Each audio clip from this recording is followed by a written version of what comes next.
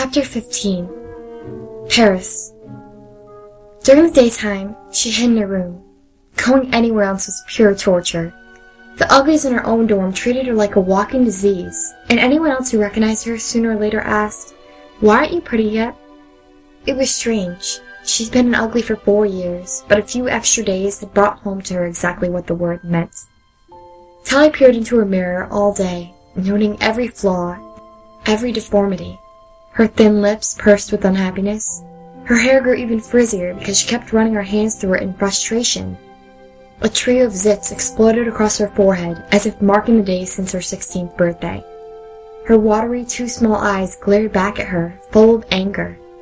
Only at night could she escape from the tiny room, the nervous stares, her own ugly face. She fooled the minders and climbed out as usual. But she didn't feel much like any real tricks. There was no one to visit, no one to play a prank on, and the idea of crossing the river was too painful to consider. She'd gotten a new hoverboard and tricked it up like Shay had taught her, so at least she could fly at night. But flying didn't feel the same. She was alone. It was getting cold at night, and no matter how fast she flew, Tally was trapped, and she knew it. The 4th night in ugly exile, she took her board up into the greenbelt, staying at the edge of town.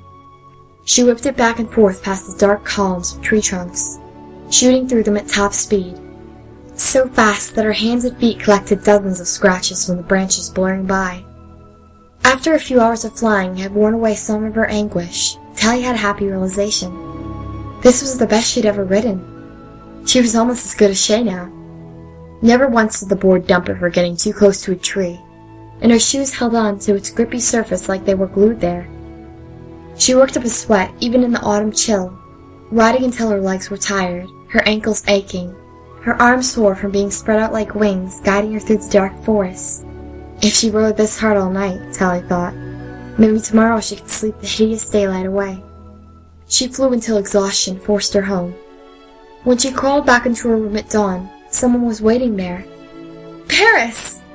His features burst into a radiant smile, big eyes flashing beautifully in the early light. When he lifted her closer, his expression changed. "What happened to your face, Squint?" Tally blinked. "Haven't you heard? They didn't do the—" "Not that." Paris reached up and touched her cheek, which smarted under his fingertips. "You look like you've been juggling cats all night." "Oh, yeah." Tally ran her fingers through her hair and rummaged through a drawer. She pulled a med spray out, closed her eyes, and squirted herself in the face. "Ow!" she yelped in the few seconds before the anesthetic kicked in. She sprayed her scratched hand as well. Just a little midnight hoverboarding. A little past midnight, don't you think? At the window, the sun was just beginning to turn the towers of New Prettytown pink. Cat vomit pink. She looked at Paris, exhausted and confused. "How long have you been here?" He shifted uncomfortably in a window chair. "Long enough." "Sorry, I didn't know you were coming." He raised his eyebrows in beautiful anguish. "Of course I came. The moment I figured out where you were, I came." Tally turned away, unlacing her grippy shoes as she collected herself. She felt so abandoned since her birthday. It had never occurred to her that Paris would want to see her, especially not here in Uglyville. But here he was, worried, anxious, lovely. "It's good to see you," she said, feeling tears come into her eyes. They were red and puffy most of the time these days. He beamed up at her. "You too." The thought of what she must look like was too much. Tally collapsed onto the bed, covering her face with her hands and sobbing. Paris sat next to her and held her for a while she cried, then wiped her nose and sat up. "Look at you, Tally Youngblood." She shook her head. "Please don't. You're an absolute mess." Paris found a brush and ran it through her hair. She couldn't meet his eyes, and stared at the floor. "So, do you always go hoverboarding in a blender?" She shook her head, lightly touching the scratches on her face. "Just tree branches, at high speed." "Oh, so getting yourself killed is your next brilliant trick. I guess that would just about top your current one." "My current what?" Paris rolled his eyes. "This whole trick where you haven't turned pretty yet? Very mysterious." "Yeah, some trick." When did you get modest, Squint? All my friends are fascinated. She turned her puffy eyes to her friend, trying to figure out if he was kidding. I mean, I already told everyone about you after that fire alarm thing. But they're really dying to meet you now, he continued. There's even a rumor that special circumstances is involved. Tally blinked. Paris was serious. Well, that's true, she said. They're the reason I'm still ugly. Paris's big eyes widened even more.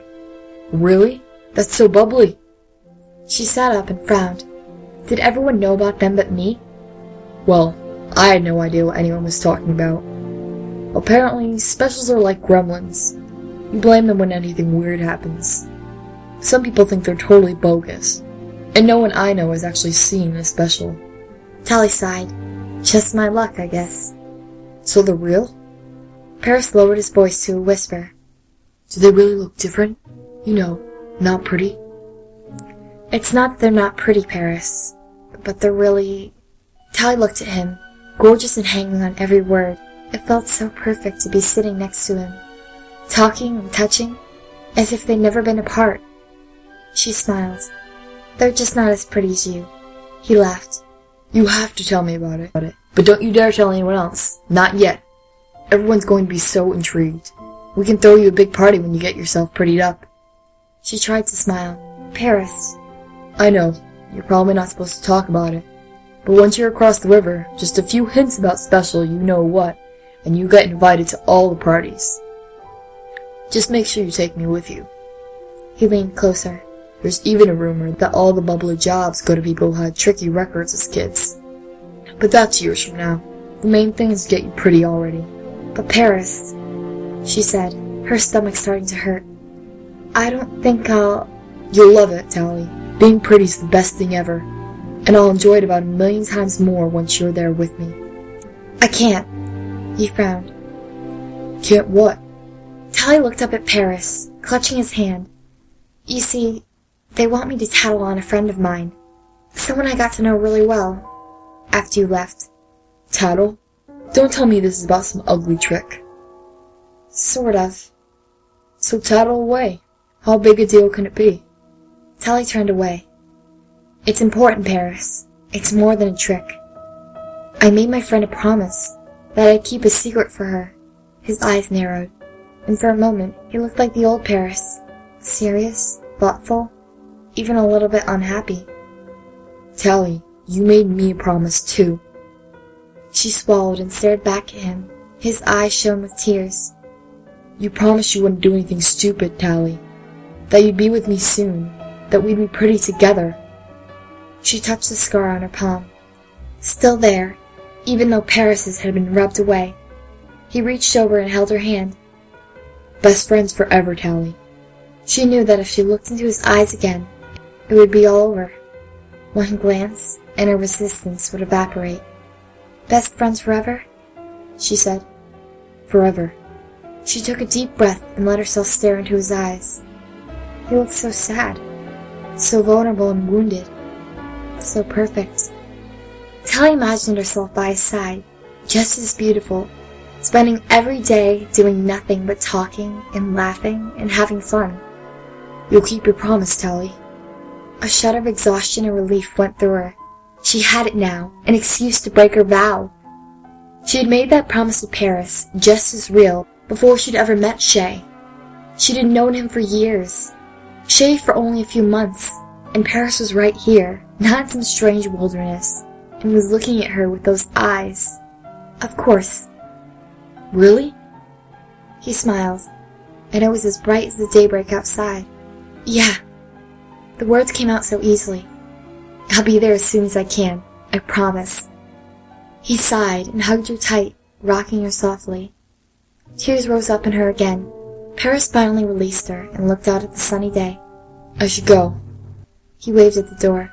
You know, before the thingies all wake up. Of course. It's almost past my bedtime. You've got a big day ahead of you. Tally nodded. She'd never felt so exhausted. Her muscles ached, and her face and hands had started stinging again, but she was overwhelmed with relief. This nightmare had begun 3 months ago, when Paris went across the river. And soon, it would end. Okay, Paris.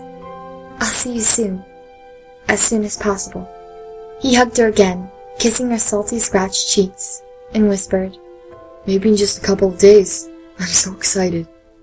She said goodbye and left, checking both ways down the corridor before departing.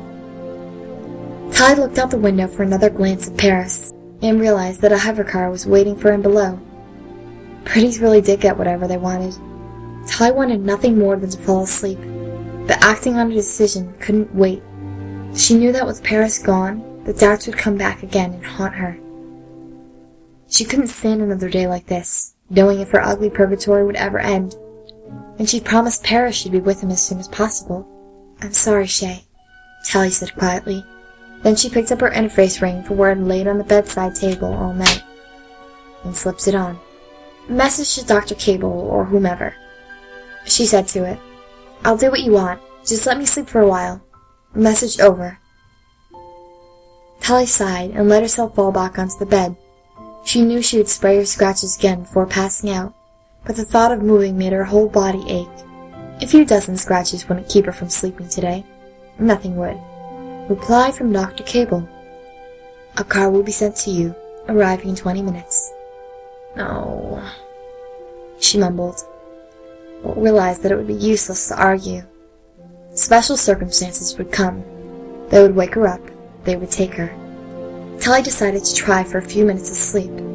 It would be better than nothing. But for the next 20 minutes, she never once shut her eyes.